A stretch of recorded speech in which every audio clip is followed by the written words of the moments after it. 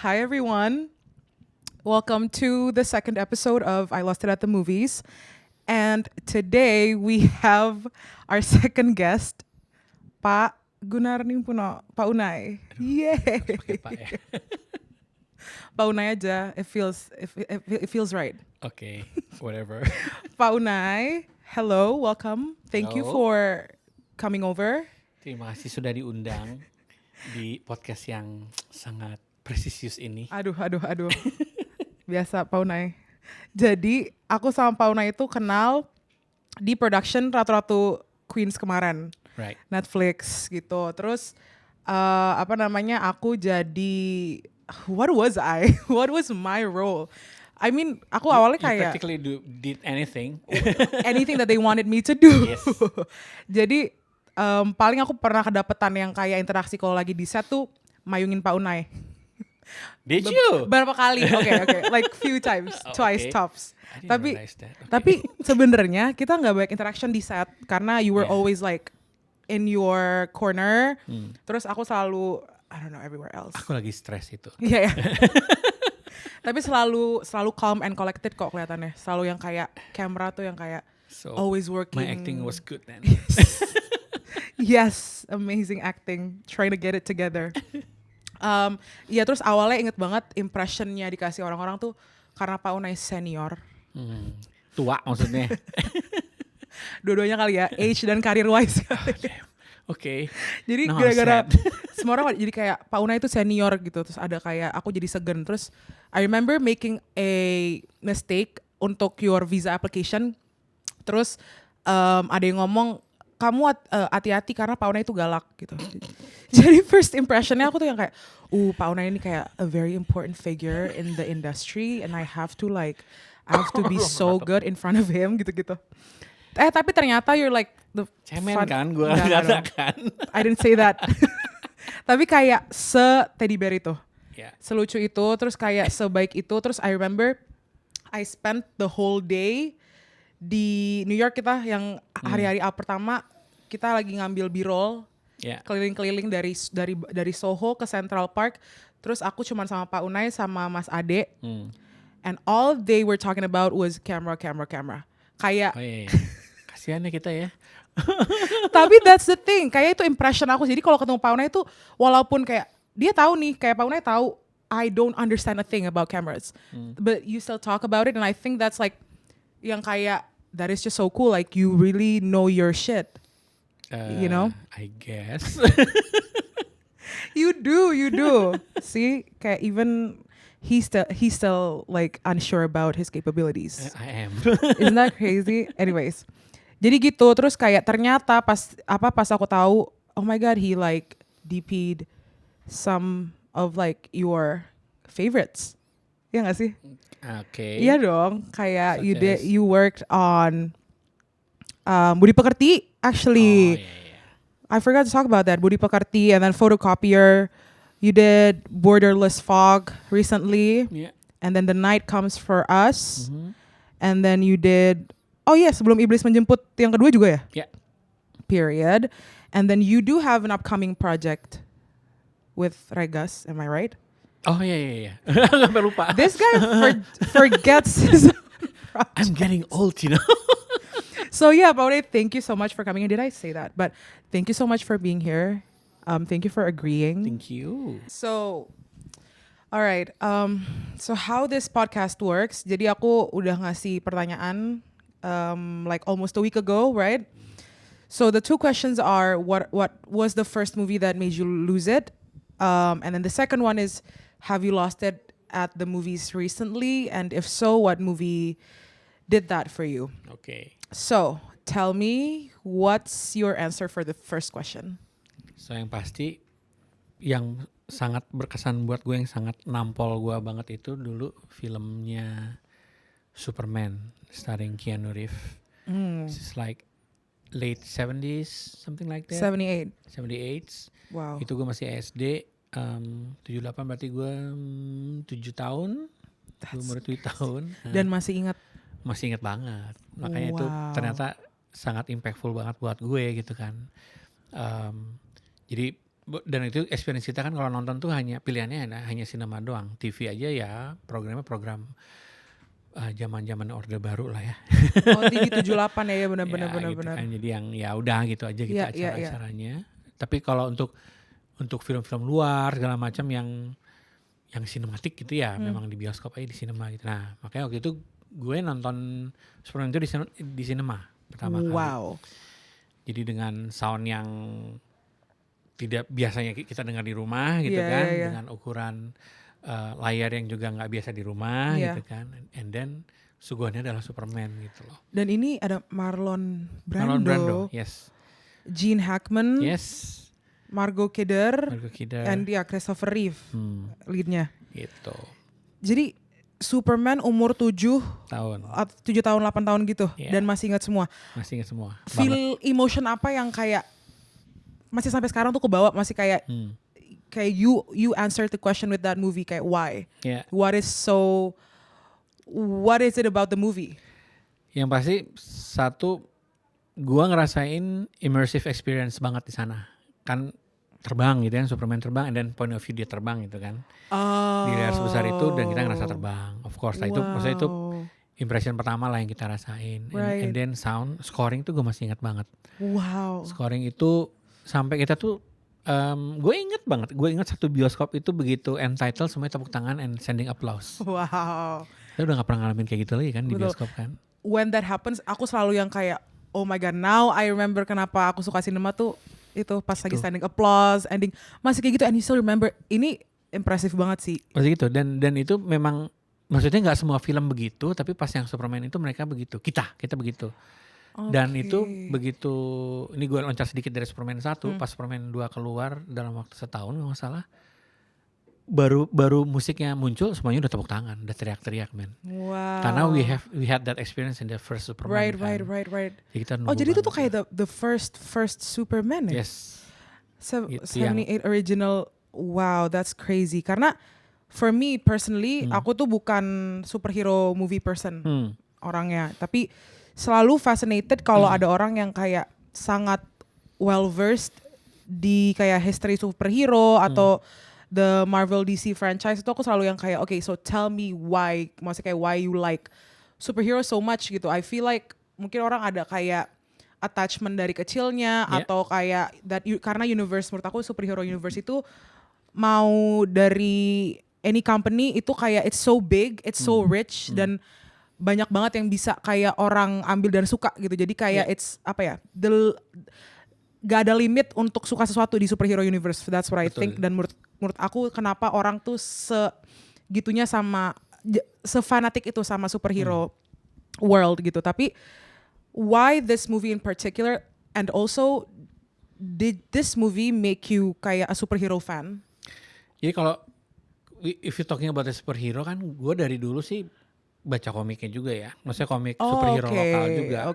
Gundala, Godam, dan segala macam tuh emang gue baca. No shit. Gitu. Tapi di Superman ini tuh somehow is very special lah waktu itu. Di tahun itu waktu gue kecil itu gitu loh. Jadi udahlah pengalamannya secara cinematic experience-nya gitu kan, secara immersifnya. Terus kalau gue pikir-pikir lagi setelah lu nanya itu sama gue gitu kan, terus gue mikir-mikir lagi, oh kenapa gue like particularly on that film I lost it gitu loh di Superman itu gitu loh. Jadi ternyata memang sebenarnya gini, konsepnya superhero kan menariknya begini, dia tuh sebenarnya tentang alter ego kan. Right. Jadi ada yang karakternya yang lebih lemah, lebih bodoh, lebih nggak kelihatan sama orang, sama kebalikannya gitu kan. Dia hero dan segala macam gitu loh. Nah ternyata gue itu merasa terrepresent sebagai Clark Kent. Bukan Superman-nya. Like Clark Kent tuh gue tuh ngerasanya gitu. And then kenapa gue jadi inget dan gue nempel terus, dan gue benar-benar menganggap si Christopher Reeve itu adalah hero-nya gue gitu. Karena gue tuh kayak apa ya, waktu kecil tuh jangan-jangan memang gue tuh kayak jadi tiba-tiba gue punya hope, like kan gue kan orangnya memang kalau dibilangin prestasinya dari kecil gue biasa-biasa aja gitu. Dibilangin prestasi enggak gitu kan, underdog iya gitu kan, outcast iya gitu. Orangnya gue tipenya gitu deh. Ibaratnya gue juga nggak loud gitu kan orangnya kan. Tapi gue ngelihat Christopher Reeve di situ, dia itu Clark Kent yang dibodoh-bodohin di like stupid scene or whatever gitu Yeah. kan. Pokoknya selalu salah, canggung dengan perempuan segala macam, dan begitu dia buka dengan celana dalam yang di luar itu, Iya. outer underwear gitu kan, Langsung berubah langsung gitu. berubah gitu kan. Right. Dan itu kayak like gua tuh kayak dicolek ini, yang lu tuh nggak harus jadi Clark Kent, lu tuh bisa orang-orang tuh ngeliat lu sebagai Clark Kent, tapi sebenarnya lu tuh more than Clark Kent gitu loh. Oh, oke. Nah di situ yang ternyata kayaknya itu yang membuat gua itu jadi inget terus sama Superman itu di film Wow. itu. Jadi bukan kalau mungkin sekarang itu film superhero sebenarnya sama kan, is about alter egos, is about macam-macam lah, ada yang tentang bipolar things lah gitu kan, tentang kejiwaan dan segala macam kan. Tapi sekarang tuh makin lebih kompleks. Tapi kalau dulu tuh kan memang karena jarang banget, dan Superman tuh ibaratnya dulu tokoh superhero yang memang secara ability-nya tuh udah di atas semuanya gitu kan. Terbang really? bisa, ya. Okay. X-ray vision, bisa niup seperti topan gitu kan, pendengarannya semuanya lah segala macam lah gitu. Oke. Dan itu menurut gue waktu itu zaman itu belum banyak gitu pilihannya gitu, dan Superman itu yang paling merepresent itu menurut gue. Dan apa ya, jadi yang terus waktu itu bawaannya Christopher Reeve juga, dia tuh bukan yang, kalau yang sekarang tuh siapa yang main Superman? Siapa? Hampir lupa gue namanya. Zack Snyder, Superman. I'm so the sorry. DC, I'm the wrong person to ask about this. Dia main apa witch itu, The Witcher. Oke. Itulah pemain itu. Ntar kita ini lagi, gue lupa, gue juga. We'll confirm. I'm not good with the names. Yang zaman sekarang itu kan Superman ya memang keren, like muscular, testosterone things lah gitu kan. Laki banget gitu kan, yang ya pokoknya is all about masculinity dan segala macam. Nah, Christopher Reeve itu enggak gitu. Oh. Dia memang ya bulky, tapi ya bulky on that era gitu kan, tapi he's very sweet. Dia tuh sweet banget sama orang tuh, manis gitu. Dan itu kelihatan pas dia jadi Superman. Oh, sangat. Oh wow. Very romantic. Gue tuh sampai gini, kalau misalnya gue punya pacar, gue tuh pengen bisa bawa dia terbang gitu loh. Oh my god. Karena dia seromantik itu gitu, bawa si Lois Lane-nya terbang itu keliling New York yang kayak gitu-gitu gitu. Wow. Jadi dia tuh untuk gue, jadi it's not like hero yang selalu hanya punya kekuatan superpower, enggak gitu, tapi dia itu kayak yang itu give everyone's hope gitu loh, bahwa lo tuh bisa seperti itu. Jadi nggak action heavy. Enggak action heavy. Wow. Sama sekali. Tapi you did tadi mundur dikit, you did note tentang POV yang dia terbang. Terus itu kayak it was so fascinating untuk Pak Unai. Yeah.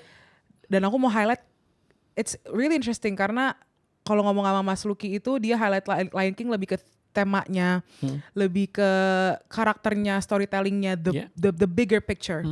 Terus dan Pak Unai jawabnya tadi lebih mengarah ke audio visual experiment yang baru untuk Pak Unai, yang kayak at the time you were 7-8 years old, yang kayak okay, what is this, what am I seeing?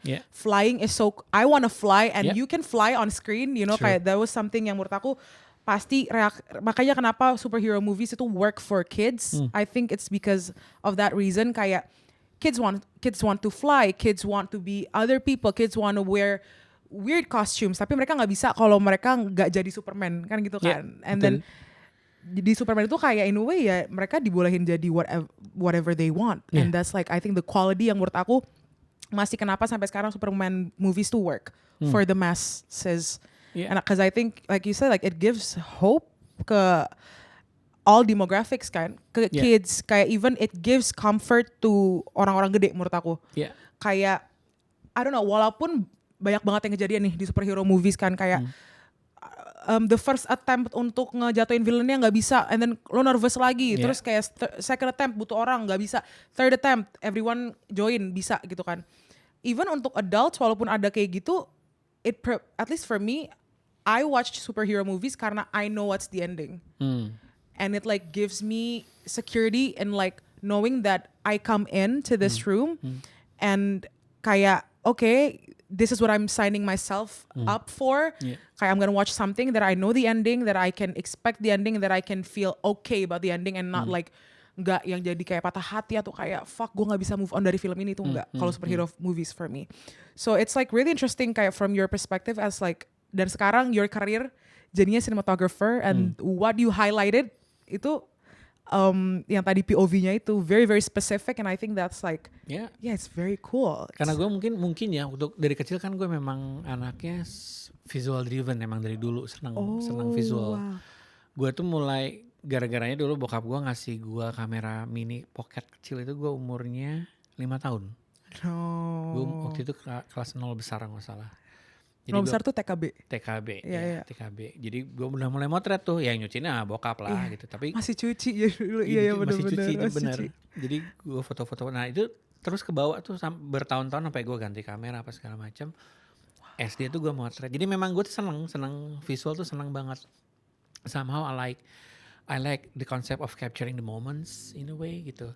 Karena dari satu freeze frame itu gue bisa like told a lot of story gitu. Gue bisa cerita macam-macam. Waktu kemarin aku ngambil di pasar ini tuh, jadi abis ini tuh udah. Padahal gambarnya itu kan di frame itu, di frozen frame itu. Tapi gitu loh. Bisa diceritain apa yang di luar frame itu. Gitu. Nah jadi memang biasanya kalau gue, jadi kebiasaan dari kecil itu ngelihat film tuh pasti sensorinya dari visual dulu. Dari visual biasanya gue hearing, dari hearing baru gue masuk ke sini. Gitu. Wow. Gue itu dengar scoringnya Superman atau Star Wars itu gue nangis dari kecil. Sensitif itu gue. Jadi yang nangisnya bukan nangis sedih, nangis yang overwhelmed banget, yang wow, you lost it. So cool ya, lost it. Iya. Wow. Gitu kan. Tapi ya masih kecil gengsi dong, laki-laki. Jadi kan right. itu kan. Iya. Tapi that's what happened to me gitu loh. Ya, jadi Superman tuh termasuk yang semuanya kena tuh gitu secara sensori gitu. Wow. Bahkan dari ceritanya juga kan itu 1, 2, 3 kan lumayan brengsek tuh. Yang keduanya kan Superman-nya dibikin mati. Emang iya. Terus yang kepikiran setahun. Sampai ketiga keluar lagi. Dan gitu. Jadi setelah Superman yang pertama, yang kedua, ketiga nontonnya di bioskop tuh? Semuanya di bioskop. Gokil. Udah gak pernah ini. 4, 5 juga 4 kalau gak salah juga masih di bioskop. Tapi menurut aku ini kayak very cool that Pak Unai udah nggak tahu kapan ini mulai, tapi you can identify kalau misalkan the first thing yang Pak Unai bisa lihat dari film tuh maksudnya nerimanya langsung visual, abis itu and then in this and then this, itu dari mana kayak bisa identify that itu ya, maksudnya that what do you call it? Mungkin bawaan orok kali. Bawaan bayi, gue nggak tahu. Kok bisa gitu loh maksudnya, terus dari bisa langsung identify dan tahu kalau misalkan Pak Unai itu memang lihatnya secara visual dari dulu gitu. Karena memang suka, mungkin juga karena nyokap itu waktu gue kecil tuh sering kayak biasalah standar sebelum tidur storytelling, cerita sebelum tidur kan, dan nyokap gue kan sastra kan, jadi ya ceritanya bisa ngarang-ngarang seenaknya dia lah gitu kan. Tapi gue dibawa untuk develop my own fantasies karena dia ngasih deskripsinya, terus gue ngebayangin seperti apa dia menciptakan makhluk apalah yang punya gitu. Dan tiap hari itu beda-beda ceritanya. Serius? Gitu. Dan bokap itu orangnya visual banget. Jadi dia tuh kalau cerita ngasih liatnya gambar. Dan dia tuh punya foto album waktu dia muda.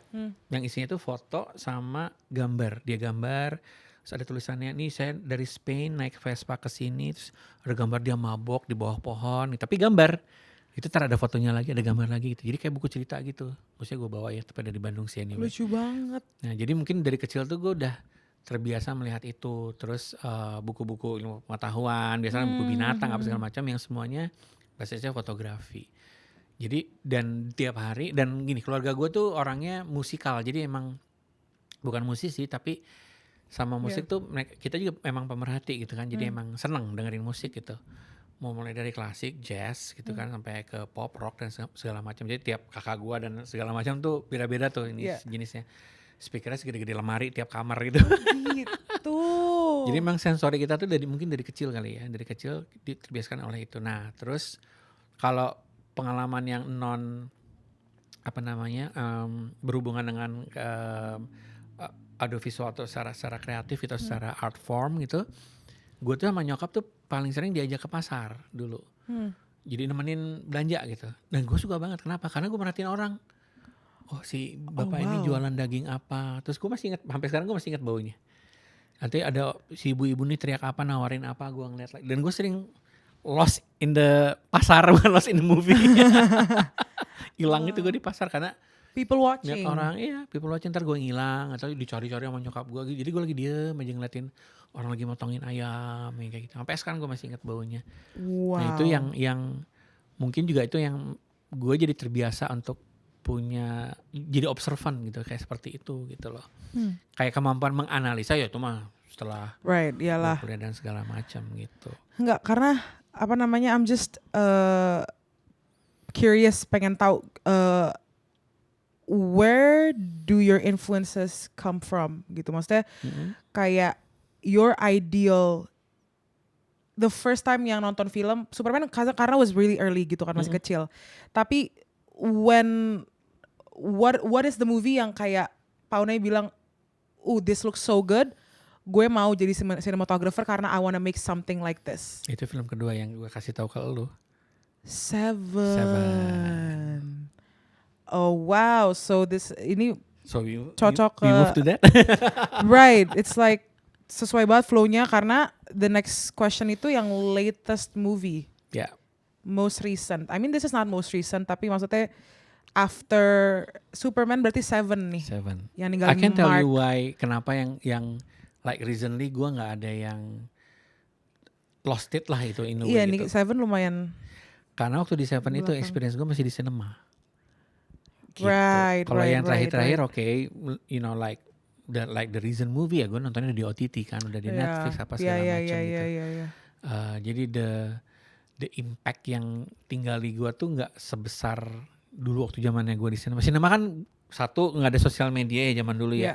Yeah. So you didn't expect anything gitu loh. Lo dateng, lo tiba-tiba disuguhin gitu kan. Iya.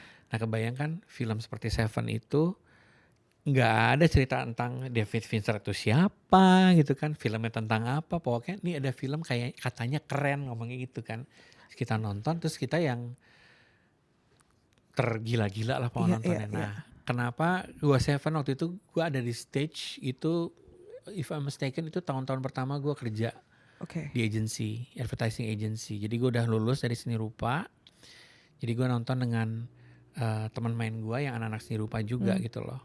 Itu gue yakin sih yang di geng kita itu semuanya lost it gitu pas nonton film itu. Karena dulu aku juga awal-awal express mulai yakin nih, I think I love movies gitu. One of the few movies yang orang-orang suruh nonton itu ya film-filmnya Fincher dan Seven gitu kan. Kalau Fincher tuh hampir semuanya lah menurut aku nadanya itu sama, investigative, dark, flashy, maksudnya kayak banyak banget yang deal dengan yaitu blood, right? Kayak ya flash. Terus it's mysterious. Terus aku ingat emang kalau Seven itu Brad Pitt, Morgan Freeman, right? Sama Kevin Spacey. Oh shit, Kevin Spacey, right? Nah, aku nonton itu berarti kayak let's say SMP, karena mulai dulu kan kayak my brother introduced ke yaitu awal-awalnya Godfather, abis itu Fincher gitu kan. I don't remember much gitu, tapi I remember itu lumayan mirip experience-nya sama pas aku nonton The Usual Suspects. Oke. Karena mungkin aku dulu pas masih kecil banget, terus kayak filmnya kayak mystery gitu-gitu kan. Nah tapi I know itu. Aku takut banget for like 3 hari setelah nonton itu. Anyways, tapi yang aku pengen tahu, what about it? What about Seven? What made you lose it with your friends? So, jadi menariknya gini, Seven itu kalau misalnya ternyata gue pikir-pikir lagi, again, yang kena tuh sensorinya gue. But the difference is, gue itu udah belajar ilmu komunikasi visual di seni rupa. Oh. Jadi kan kebayangkan, kalau dulu masih polos disuguhin, ada impactnya kan. Ini sekarang ibaratnya gue udah scholar gitu kan, udah selesai sekolah, gue punya ilmunya, terus ngelihat film Seven tuh kayak gue disuguhin buku yang lengkap banget gitu untuk gue. Wow. Jadi mulai dari visualnya, konsep secara visual gitu kan, even the motion graphic, the title design itu gila sih. Gue sampai tahu itu company-nya tuh Imaginary Forces namanya. Sampai tahu gue company-nya. This is the geek talking. Nyari banget tuh gue tuh siapa yang bikin gitu kan. Yeah. Why they made that kind of title design gitu kan. Itu gila men, itu didesain banget. Musiknya Nine Inch Nails. Gitu kan, itu crazy man. Terus sampai desain title-nya aja itu tuh gue tahu zaman itu tuh yang lagi hit itu nama desainer tuh David Carson. Wow. David Carson itu salah satu graphic designer yang konsepnya tuh kayak brutalis gitu. Dia menghancurkan semua aturan desain itu menjadi hal yang baru lah gitu. Yang like apa namanya, yang enggak symmetrical lah, yang collage things, yang kayak gini gitu-gitulah gitu kan. Nah, jadi pada masanya dia tuh pioneer-nya tuh. Itu salah satunya tuh. Okay, jadi baru-baru muncul tuh, dia lagi hits. Makanya untuk gue tuh khususnya anak seni rupa tuh sensori kita tuh bener-bener dihantamnya gila-gilaan banget. Plus dengan skrip dan editingnya juga gitu loh. Right. Itu, kalau lu ingat scene terakhir What's in the Box itu loh. What's in the box yang itu. Yang di desert bukan sih? Yang di desert. Iya. Itu kan kita yang masih anjing yang di box tuh apa, kita nggak tahu kan. Terus gitu si Kevin Spacey-nya ngomong tentang envy is my sin, dia bilang gitu kan. Terus gue try to play husband with his wife yang kayak gitu-gitu kan gitu. Terus kita mulai anjing. Jadi si Brad Pitt marah-marah itu boxnya apa, si Kevin Spacey cerita ke Morgan Freeman dia tuh baru ngapain sebenarnya gitu kan. Terus karena dia nggak suka gue playing husband, akhirnya ya gue bawa souvenir gitu kan. Tapi sebelumnya dia ngomong gitu kan. Dan gue tuh baru tahu bahwa dia itu mau expecting hamil. Terus tiba-tiba di kartunya kan si Brad Pitt ngelihat ke Kevin Spacey gitu. Kevin Spacey ngelihat, itu gue sampai merinding kalau gue inget lagi anjing. Dia ngeliat ke Morgan Freeman bilang, he didn't know. Dia bilang itu anjir, gue langsung fuck gitu kan, gitu nonton gitu kan.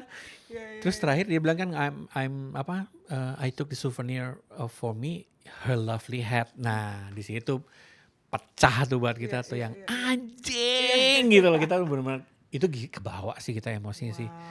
Dan kita soalnya kan nggak nyangka, maksudnya di film itu maksudnya secara plot tuh ya oke, pembunuhan biasa, misteri, psikopat atau bla bla segala macam, tapi kita nggak nyangka Kevin Spacey yang muncul terus seperti itu gitu.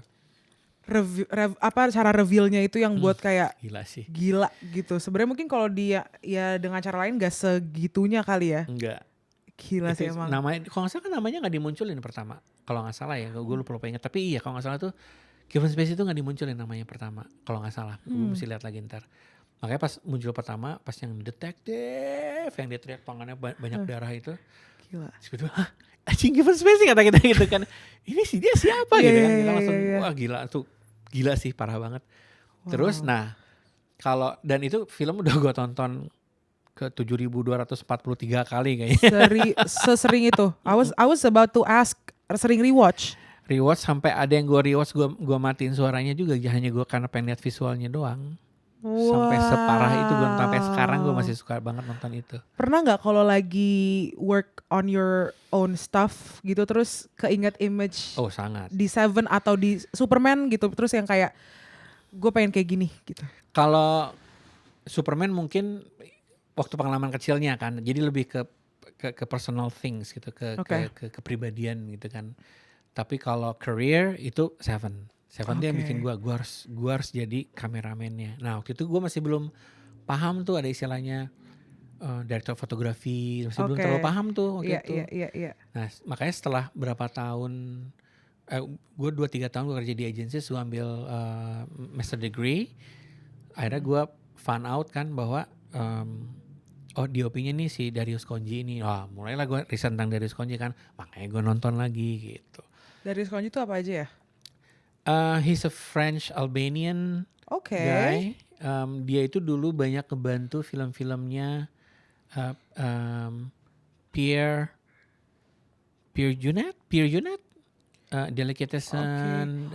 He's The City of Lost Children. City of Lost Children. Yeah.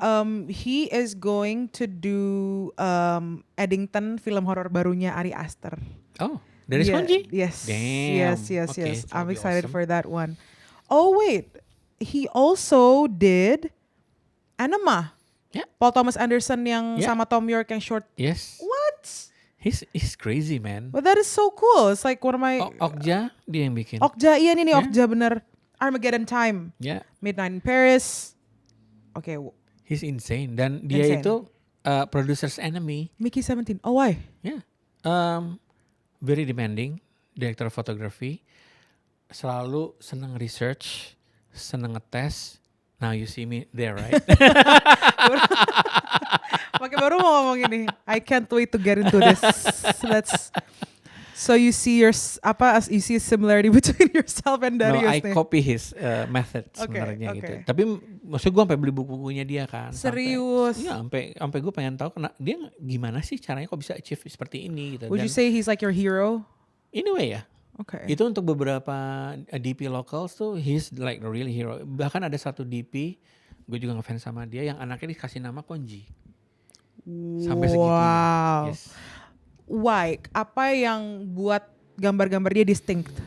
Beda dari like yang lain menurut technically lu? it's really difficult to create one. Like Okay. like specifically like Seven itu nggak hanya asal lu mendesain lightingnya, tapi lu harus mendesain like what kind of films and what kind of process and Okay.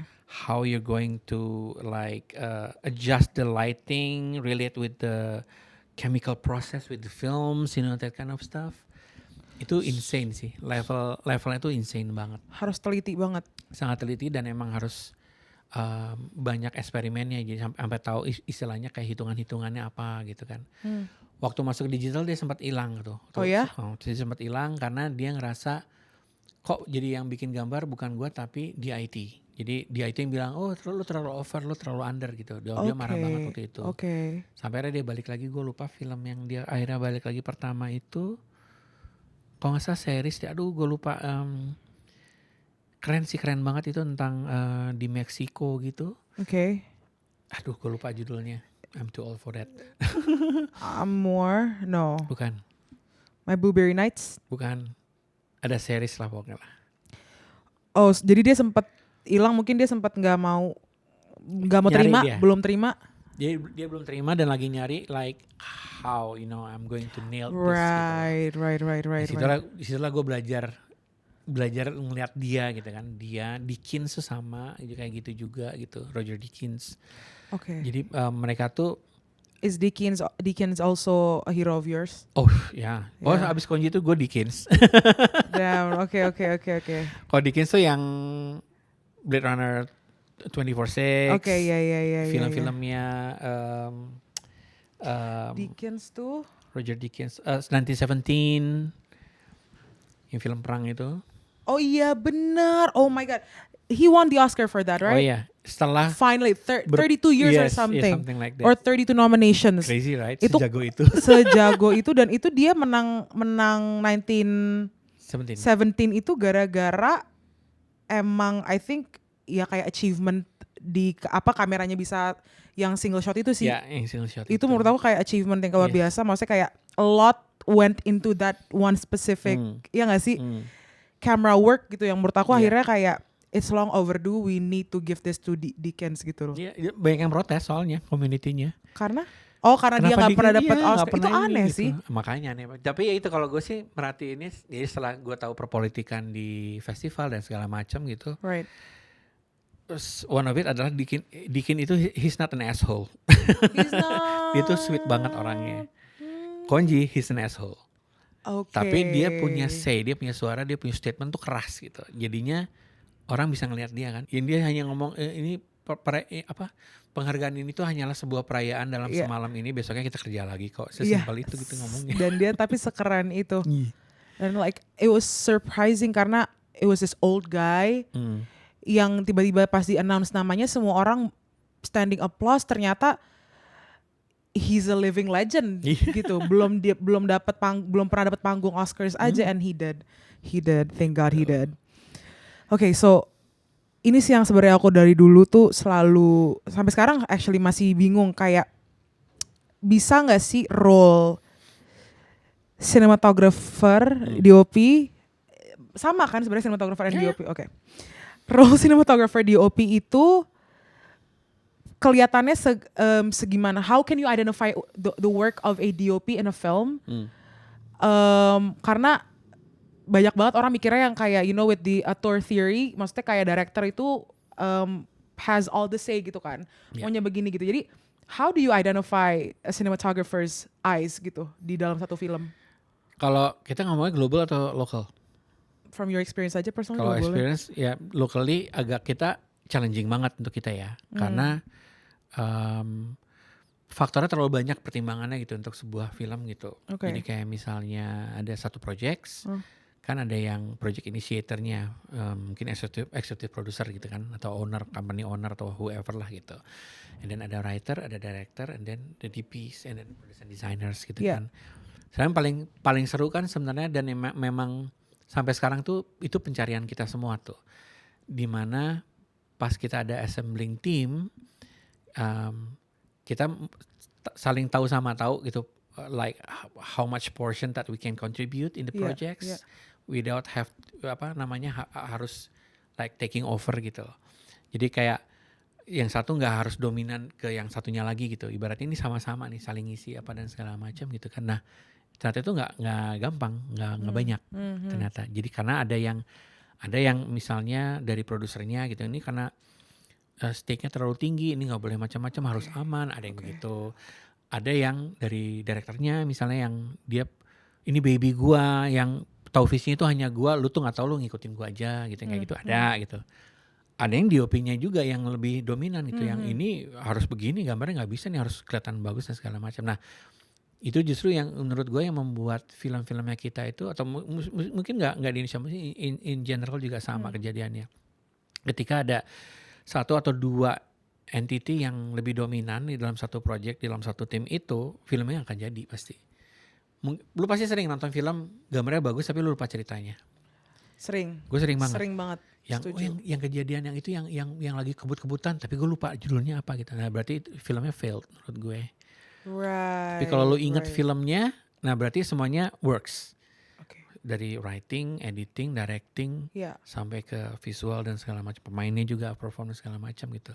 Okay. Jadi untuk gue bisa, jadi ibaratnya kayak cinema author gitu ya. Memang harusnya begitu. Yang namanya head of department tuh director photography, production designers gitu kan. We have says gitu loh. Yeah. Karena memang intinya kan script, we need to serving the script kan yang udah ada kan. Yeah. Script ini udah ada dan with our each expertise gitu, gimana caranya supaya script ini jadi lebih blooming gitu, lebih jadi gitu loh.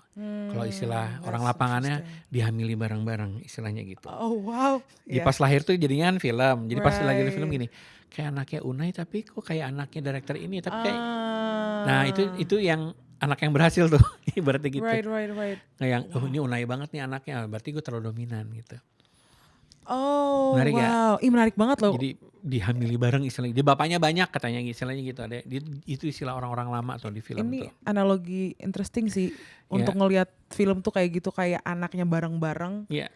Jadi it's like a completely new product, and Yes. you can't say that this movie is like this son gitu, kayak her son tuh nggak bisa, his son nggak bisa nggak sih? Paling gampang gini, triangle. Jadi triangle tuh kan ada producers, ada directors. Nah yang ketiganya bisa macam-macam. Let's say di sisi gue DP, right?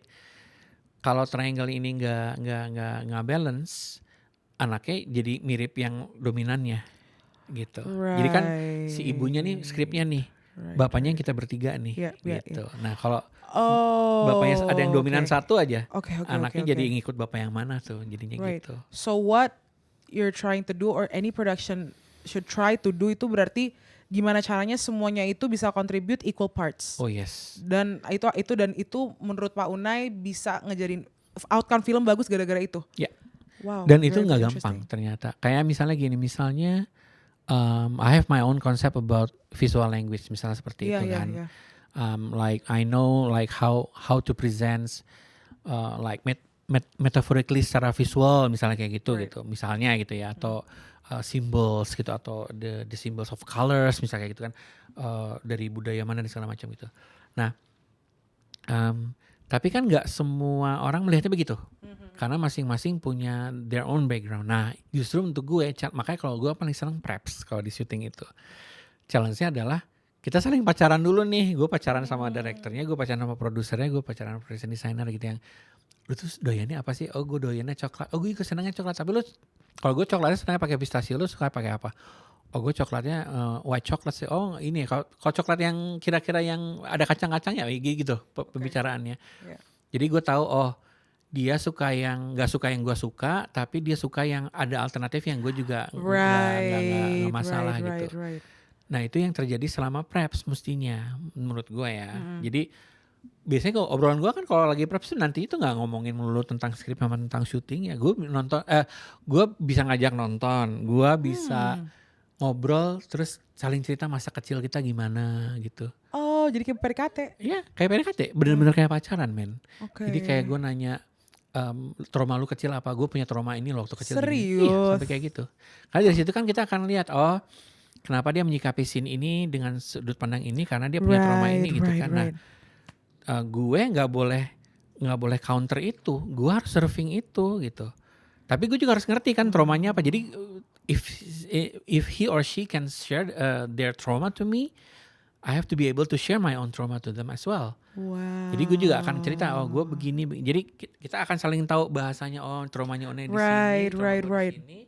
And then kita bikin itu jadi di skripnya yang akhirnya ada di film itu gitu. Karena what I find, I mean that's a great point. Karena what I find yang menurut aku bisa apa sih yang bukan pepatah ya, yang kayak tak kenal maka kata sayang, whatever. Tapi itu beneran sih kayak menurut aku it's easier to align your perspectives with other people once you really get to know them, karena sebenarnya you can connect with anyone. There's no such thing yang kayak gue nggak cocok, pasti ada kecocokan. You can find that one connection with like the other person, like us, kayak you're different demographics tapi kayak we talked and finally kayak we have some agreements in this part, some agreements in this, and it's just like very interesting, and to see it manifested jadi film and from your point of view, it's really fucking cool karena kayak wow, bener-bener maksudnya it's like the marrying of many people, basically the work of a movie. Makanya dulu I remember aku pernah nulis essay itu tentang author gitu kan, in defense of the author gitu. Maksudnya aku kayak nge-explore directors, terus aku ngomongin ya style begini, kalau udah ada begini gitulah. Maksudnya kayak dulu aku masih percaya kalau author theory itu bener banget gitu. Maksudnya dan film itu tuh mengarah cuma ke satu visi dulu SMA. Tapi akhirnya aku jadi kayak it's a very collaborative work. Sangat. Makanya aku tuh pengen nanya ke Pak Unai kayak how can I identify kalau itu tuh Pak Unai, but you can't, right? Like you said, you can't. Kayak there should not be a dominating factor atau dominating department di suatu film. Tapi ada juga, gue sedikit koreksi. Tapi ada juga memang orang yang punya karakter dengan karya yang sangat spesifik, yang sangat karakternya dia ada juga. Right, ada. for sure. Karena mungkin beberapa orang ini memang nyamannya di situ, which is that is fine. Sama benar-benar fine banget, nggak ada salahnya. For sure. Kenapa gue bisa gitu? Karena gue tumbuh di industri commercials. Nah, waktu gue di commercials, kita kan ibaratnya kita adalah orang-orang yang dibayar oleh klien yang punya uang, yang punya produk atau brandnya untuk melakukan sesuatu supaya brandnya laku kan, segampang itu. Yeah. Gue nih caranya supaya laku gimana kan? Makanya waktu itu kan gue kerja di agency kan. Yeah. Caranya laku gimana? Supaya laku berarti harus pakai pemain ini, kita cerita tentang ini, segala macam, and so on. Tujuannya for profit, titik. For profitnya buat dia, we serve the clients gitu loh. Nah karena gue terbiasa di komersial itu, jadi gue paham, jadi di terakhir ini ada tujuannya nih di film ini gitu loh. Of course lah, it's a product, right? Karena udah jadi nih bentuk fisiknya ada kan. Tinggal produknya mau dibawa kemana nih? Like lu mau fully statement bisa, kita bikin ini as a fully statement. Gue pengen produk ini laku, bisa. Kalau produknya laku tuh begini. Jadi gue tuh bisa ibaratnya tailor made gitu, mau dibawa ke arah kemana gitu loh. Makanya kalau orang-orang pasti gitu kalau nebak kerjaan gue, ini tuh kayak apa ya? Orang selalu ngomong gini, gue tuh pasti raw aja, raw and then apa sih ada satu lagi gue lupa, di IMDb tuh ada tuh yang nulis tuh, raw tuh nggak bisa nebak nih orang nih. Gue bisa bikin drama lucu-lucu, gue bisa bikin horor gitu. Ini juga one of my questions sih. Maksudnya aku kalau ngeliat Pak Unai itu filmografinya kayak range-nya jauh. Dan terakhir aku ngeliat ya yang pas kita in the same production ya Ratu-Ratu Queens itu yang sangat ya drama banget, domestic gitu loh. Female friendships, mom and daughter. Terus ada tentang imigran juga, ada tentang romance banyak banget gitu loh. Terus yang aku lihat, aku ngebandingin gitu, I remember watching The Night Comes for Us, terus sama Ratu-Ratu Queens waktu aku ikut kalian ngedit bentar itu, terus aku ngelihat kontrasnya kayak holy shit, gimana caranya Pak Unai approach dua premises yang sangat beda dengan dua director yang menurut aku taste dan personality-nya juga beda. Di Night Comes For Us dan di Ratu-Ratu Queens, terus ya it still serves the story gitu, walaupun your name is attached as the director of photography, tapi story-nya itu masih your work itu goalnya itu you just wanna serve the story. Dan terus terang aja itu ternyata nggak gampang ternyata ya. Ibaratnya the level of compromise itu harus tinggi banget gitu. Maksudnya kegatalan itu ada gitu, kayak misalnya aduh pengen bikin ini lebih depresi atau segala macam gitu kan. Cuman di Ratu-Ratu Queens kemarin. Satunya di Ratu Queen misalnya kayak gitu kan. Cuman gue tuh masih ingat waktu itu gue ngobrol sama Lucky kan. Pokoknya pertanyaan terakhir dan kalimat terakhir yang kita dengar yang kita discuss sebelum kita mulai syutingnya gitu kan. Gue nanya sama Lucky gini. Oke, ini seriesnya buat siapa yang nonton, gue bilang gitu kan. Pokoknya buat geng teman-teman cewek gitu yang kalau weekend mereka nginep di rumahnya siapa, terus mereka habis mandi sore udah nyiapin keripik pisang manis That gitu, is terus nonton so sore-sore. specific and so cute. Gue langsung got it, gue langsung ngerti. Gitu. Okay. Kalau Timo beda kan, gue nanya kan, lu nih buat siapa gitu kan. Satu, gue mau body count, dia ngomong gitu kan, langsung body count. Wah, orang dibunuh mati banyak gitu kan. Impact dan waktu itu kan gue berusaha nyari kenapa dia ke arah situ. Gue baru akhirnya gue ngerti apa gamers. Right. Yeah. Jadi semua you told me that info actually. Yes, fans dia itu memang kebanyakan gamers. Jadi gue harus ngerti kan the point of gamers tuh apa. Headspace-nya gamers gimana. Jadi itu yang gue coba adapt di situ gitu. Tapi ya bener sih, Night Comes For Us dan maybe other Timo's films itu juga it feels like a game. Feels like you're playing a game. It's like kalau untuk for me someone who doesn't play any games at all even di phone gitu nggak ada. Aku ngelihat film dia kayak capek dan kaget gitu. Very very exhausted in a good way. Right? It's like non-stop bleeding. Tapi di Ratu-Ratu Queens bisa lo Pak Unai kayak you were not exploring blood at all. You were exploring tears, trauma, grief, losses gitu kan, kayak it's amazing how real it was gitu. Aku pas aku lihat yang kayak oh my god. Kamu nggak merhatiin kan gue ngobrol sama pemainnya tapi casual ya, maksudnya gue nggak investigasi gitu karena gue juga pengen tahu mereka itu real life-nya gimana. Kan yang kita tahu kan kalau yang namanya pemain kan ya image-nya mereka aja kan di media kan, tapi begitu lu ketemu kan you meet them as a person kan. Jadi kayak person A, B, C dan segala macam gue ketemu dan kita ngobrol selewat ngobrolnya gitu. Cuman gue bisa tahu yang ini punya trauma ini, yang ini ada masalah ini, yang ini lagi ini gitu. Dan ini yang jadi vehicle-nya mereka untuk membawa karakter itu. Jadi mereka bawa gitu untuk jadi karakter itu gitu di film itu. Nah, dari situ gue akan jadi mengerti untuk how to anticipate their performance or energy gitu loh.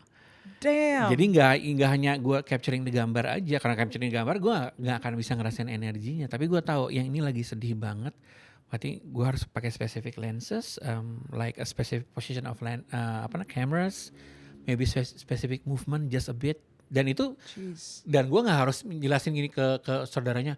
Jadi karena dia punya trauma, enggak gitu. Gue paling hanya ini gue simpen di sini, gue kasih track ini gini ya, kayak lucu, oke, coba. Dan itu eksperimen gue kan, take pertama, how is it? It looks good, oke, so it works. Gitu. Jadi itu yang untuk gue tuh penting, untuk makanya kenapa gue tuh di filmmaking itu gue paling senang tuh preparation sama prosesnya. Resultnya, produk akhirnya is a bonus gitu. Apalagi yang namanya award ya. It is a fucking plus bonus man. Itu bukan nggak penting sih, maksud gue kalau lu dapat itu given gitu, tapi jangan kerja karena lu pengen dapat awardnya gitu. Kalau gue gitu sih prinsipnya. Yes. Jadi justru prosesnya untuk gue penting. Sampai akhirnya gue bisa ngobrol jauh lebih dekat lagi. Makanya waktu rap kan ya gue ikutan mewek juga sih, nangis gitu akhirnya. Emang mewek? Lu nggak lihat kan? Nggak Untung lihat. nggak lihat. Tapi gue nangis karena I felt some of them like they're like apa namanya, pastorisnya, their pain gitu, yang akhirnya mereka ada yang lega, bukan karena akhirnya kita selesai syuting yang berat ini, nggak gitu. Gue yang I feel you and you're gonna be okay gitu lah, and hopefully we can like flush like bad things dari film ini gitu sama-sama gitu. Like therapy gitu. Kayak terapi. Untuk gue jadi akhirnya terapi, untuk gue pun jadi terapi men. Damn. Gitu. Gue tuh pernah syuting sama Mbak Christine Hakim. Itu sesimpel adegannya itu waktu di Pendekar Tongkat Emas tuh, gue inget banget. Adegannya itu simpel banget. Simpel dalam arti gini. Adegannya itu di scene itu, dialog dia itu adalah dia tuh seorang guru yang sedih banget kenapa murid-muridnya yang dia didik dari mereka bayi gitu, terus mengkhianati gue gitu loh. Okay. Dia ngomongnya yang lainnya hanya ngomong itu mata gue basah men. Wow. Lagi syuting gini, gila sih ini orangnya, gue bilang ini energinya, sampai gue lagi syuting aja gue ikutan nangis. Itu Tara Basro sama Reza Radian di belakang gue ikutan nangis juga kan, mereka mancing dialognya kan. Ya mereka nangis juga. Sampai karena saking that powerful yang gue believe on that gitu loh. Nah itu yang menurut gue keren. Begitu lu syuting dengan scene tertentu, dengan pemain yang into it dan they're becoming tuh, untuk gue mah katarsis sih. Maksudnya I don't have to, kasarnya gitu ya, I don't have to watch the movie gitu. Gue udah melihat pertunjukan ini langsung gitu. Right. Dan itu lebih powerful dibanding. Gila sih. Iya. Physically bisa ngelihat kan. And then gue ngelihat dia gak sebagai orang yang aslinya dia becoming the characters. Ya, itu yang gak tahu, untuk gue tuh nagih sih kayak gitu ya. Itu magic of acting kali ya. Iya, magic of filmmaking menurut gue sih. Acting maksudnya kayak bisa langsung kayak gitu. My God. Damn, ini we're almost at the end of the podcast. Ini baru bab 1. I know. Tapi all the questions dari tadi sebenarnya banyak yang aku pengen tanya specifically, tapi I think we have covered most of it gitu. And I wanna say my last remark mungkin. Dari tadi aku ngobrol sama Pak Unai, it's very interesting how you talk about movie making itu as serious as like forming a family. Terus kayak there's like a whole psychological approach dari Pak Unai untuk memulai suatu kerjaan, and I think it's just like so fascinating untuk ngelihat kayak wow, ternyata Pak Unai as a cinematographer itu sangat empathetic dengan subjek-subjeknya, which I think is apa ya, orang mungkin mikir kalau DOP cuman kamera, director cuman ini, writing cuman ini, tapi kayak I feel like one of the most important things untuk apa ya, orang untuk kerja di perfilman, I think is to have like big heart, big empathy. I think that's the key untuk bisa work in this industry and like really reach your fullest potential, don't you think? Karena menurut gue yang paling penting tuh kan empathy itu bisa ada karena ada energi ya. Ada energi transactions lah ibaratnya gitu kan. Dan gue percaya banget gitu dengan empathy atau energi yang kita kasih ke film itu atau ke productions itu yang akan nanti terproject di layar. Jadi nggak harus dibikin sedih, nggak harus dibikin ngeri, tapi begitu energi itu sampai, itu akan sampai energinya ke orang-orang gitu. Kayak kita nonton The Gravities, gue pernah ceritakan konsep The Gravity Sandra Bullock. Gravity, iya. Kan sesimpel cerita tentang proses kelahiran. Right. Why everybody like so thrilled and shocked to see the film, because somehow their baby's trauma waktu mereka dilahirin itu muncul lagi. Itu genius menurut gue sih yang bikin film itu gitu loh. Atau film horor kayak Hereditary itu kan gak yang jump scare tapi it's really disturbing, tapi lu bisa ngerasain eskalasi keluarga itu dari sane menjadi insane gitu kan. Yeah, and it makes sense walaupun ekstrim ya kelihatannya pakai fire ini Iya, tapi iya, iya. it makes sense. Iya, itu Yeah, bumbu-bumbunya lah ya. Yeah, Tapi yeah. untuk gue tuh proses dari eskalasinya itu yang kita bisa tiba-tiba kita ke hook gitu, keikutan gitu. Nah itu Right. menurut gue filmmaking itu is all about that gitu.